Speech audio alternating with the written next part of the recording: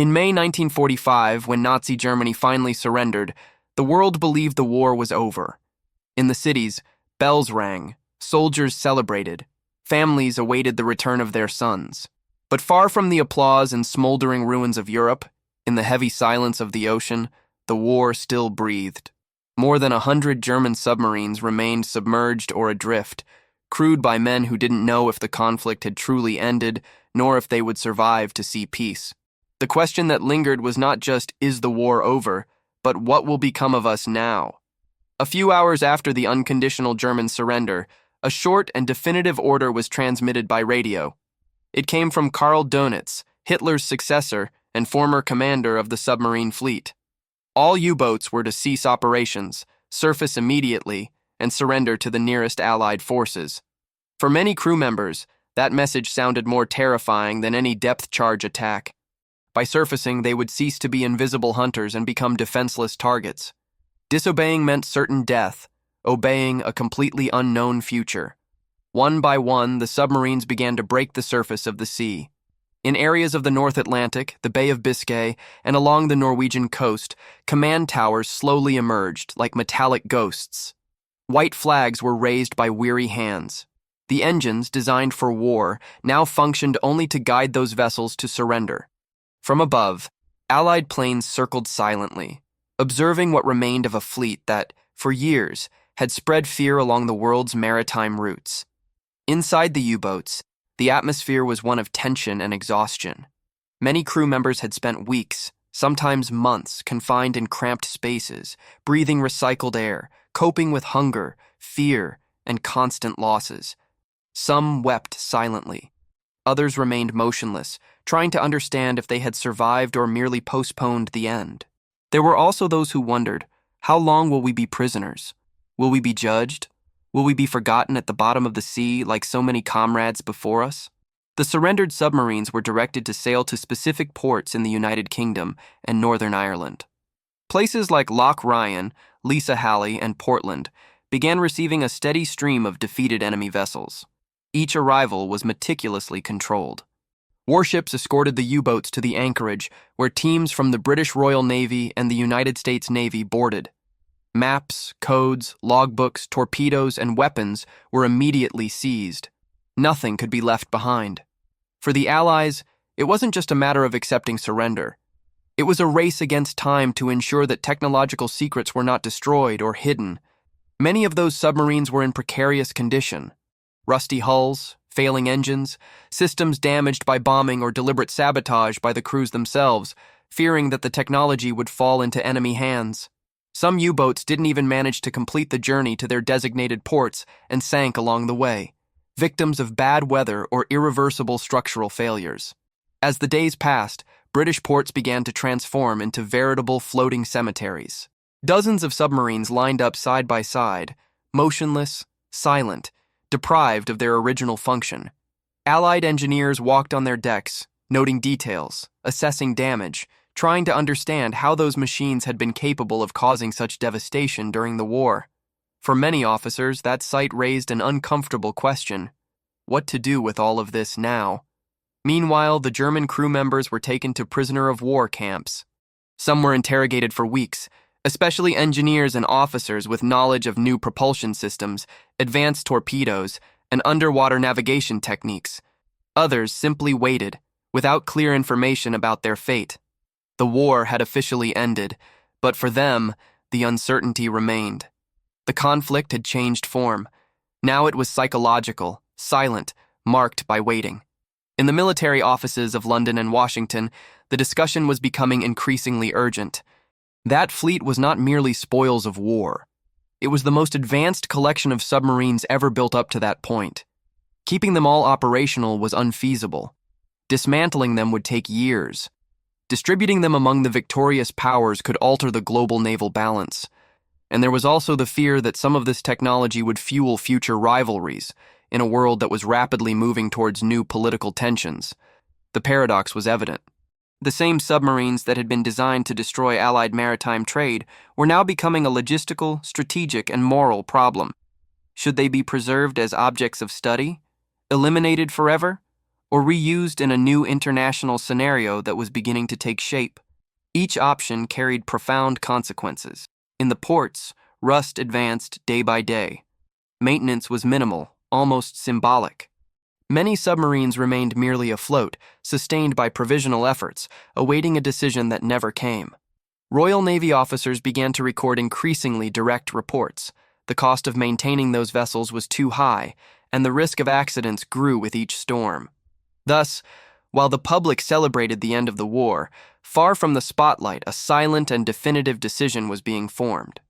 A decision that would not be announced with speeches, nor commemorated in parades.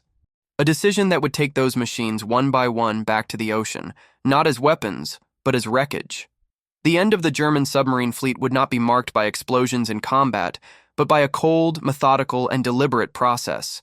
And then the inevitable question arises, the one that leads to the next chapter of this story. When the war ends, who decides the fate of the weapons that survived it? And to what extent is destruction the only way to ensure they are never used again?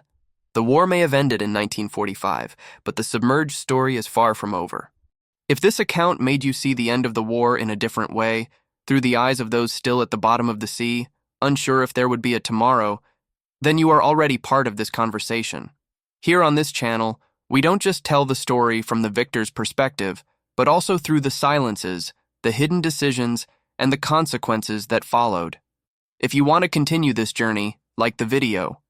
To support this type of content, subscribe to the channel so as not to miss the continuation, and leave a comment saying, what would you do with these weapons after the war ended? The next part reveals the final fate of these submarines, and it's colder and more definitive than you might imagine. When the decision was finally made, it wasn't accompanied by public speeches or grand announcements. There was no ceremony, no photographs designed for official history. The choice was practical, cold, and silent. Most of the German submarine fleet would be destroyed. Thus was born the Operation Deadlight, a technical term for an action that would definitively end the Third Reich's submarine warfare. For the average citizen, the end of the war meant returning home, rebuilding cities, resuming simple routines. For Allied sailors, however, a strange and little celebrated job arose. They weren't going into combat, but for a kind of final cleanup. Tugboats began pulling defeated submarines out of British and Irish ports, slowly guiding them towards the open Atlantic, more than 100 kilometers from the coast. It was like leading steel ghosts to a burial at sea. Many of these submarines could barely float. They had spent months submerged, without proper maintenance, corroded by salt water, with systems compromised by wear and tear or sabotage carried out by the crews themselves before surrendering. Some leaked slowly, others groaned under the pressure of the waves. Towing them in the North Atlantic winter was a dangerous task. Storms arose without warning, cables broke, hulls gave way. On more than one occasion, a submarine simply disappeared mid-journey, sinking before even reaching its designated location. To an observer from afar, it might have seemed like just a technical detail. But imagine, for a moment, an object built to kill, now being towed away like scrap metal, creaking with each wave, offering no resistance, no purpose. Many Allied sailors reported discomfort. There was no glory in that work. It was repetitive, exhausting, and laden with a symbolic weight difficult to explain. They knew those machines had cost thousands of lives on both sides, and now it was up to them to ensure they would never be used again. Upon reaching the sinking areas, known only by letters and coordinates, the procedure was swift. In some cases, explosive charges were placed on board. In others, naval fire accomplished the task. Sometimes it was enough to open internal valves and watch the submarine slowly tilt until it disappeared beneath the surface. There were no applause, no celebration, only the sound of the water closing over the metal. One by one, the U-boats sank, taking with them stories that would never be told by those who lived them. Meanwhile, behind the scenes in the political arena, another reality was unfolding. Not all submarines would be destroyed. Some stood out for their advanced technical features, more hydrodynamic hulls, greater battery capacity, and improved underwater performance. These models represented the future of naval warfare. In a world that had just emerged from a global conflict, no one wanted to fall behind technologically. Thus, while dozens of submarines were sent to the bottom of the sea, Others were separated, studied, and protected. This contrast created a strange feeling. On one side, total destruction. On the other, careful preservation. For the modern viewer, this easily connects to everyday life. Think of technologies we use today without questioning. Cell phones, navigation systems, global communications. Many were born from military projects, developed in conflict contexts. At that moment, something similar was happening. The same knowledge that had fueled the war was now beginning to shape the post-war world. For the former German crew members, the situation was even more disconcerting. Some learned that their submarines had been deliberately sunk. Others never discovered the exact fate of the vessel where they had spent part of their lives. Many returned to a destroyed, divided Germany, trying to rebuild a common existence, knowing that the machine that defined them as soldiers no longer existed. For them, the sinking was not just material. It was psychological, a definitive break with the past. Operation Deadlight progressed slowly but without interruption. Each submarine eliminated reduced costs, risks, and future possibilities. For Allied planners, destruction was simpler than maintenance, safer than storage, and faster than negotiation. Still, there was an unsettling sense of historical waste. Some officers questioned whether it all really needed to end at the bottom of the sea, but the decisions had already been made. The ocean, indifferent, received the wreckage. Over time, the submarines would rest on the seabed, invisible, forgotten, covered by sediment. To the surface world, it was as if they had never existed. But their influence remained alive.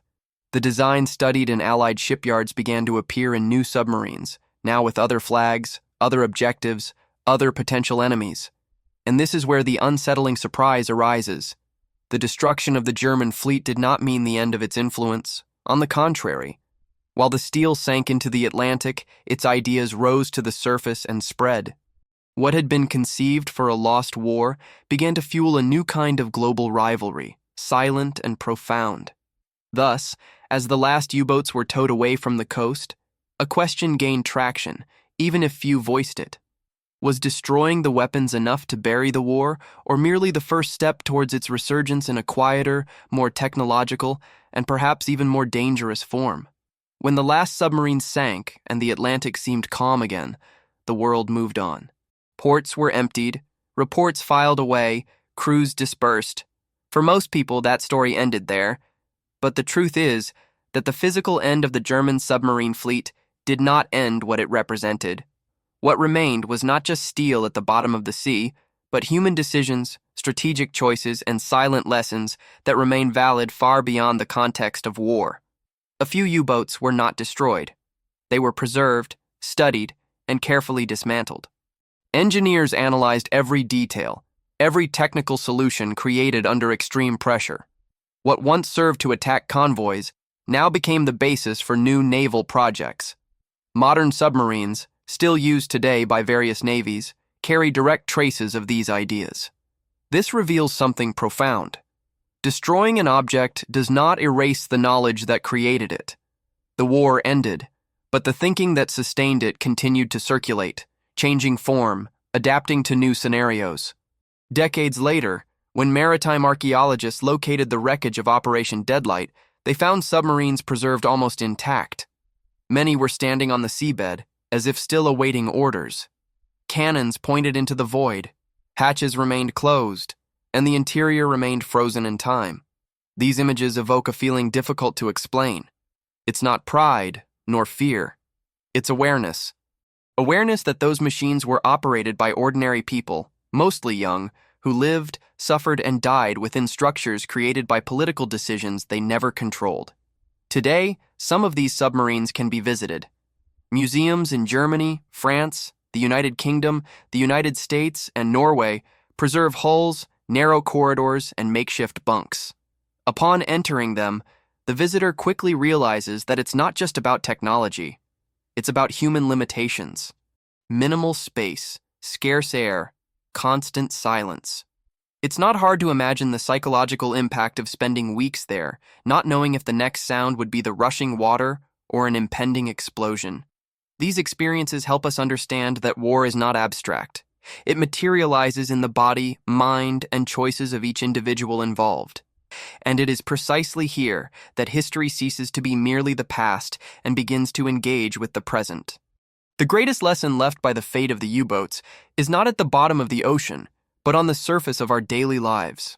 We live in a world that continues to create powerful tools, complex systems, and technologies capable of transforming entire societies. The central question remains the same. What do we do with what we have built when its original purpose ceases to exist? The viewer can apply this reflection in a practical way. First, it is necessary to recognize that every tool carries an intention. Just as submarines were created for war, many modern structures are born to compete, dominate, or exclude. The first step is to identify, in one's own life, which instruments you use daily, work, technology, knowledge, and ask, is this serving to build or merely to survive in constant conflict? The second step is responsibility. After 1945, the Allies understood that winning wasn't enough. It was necessary to decide the fate of what remained.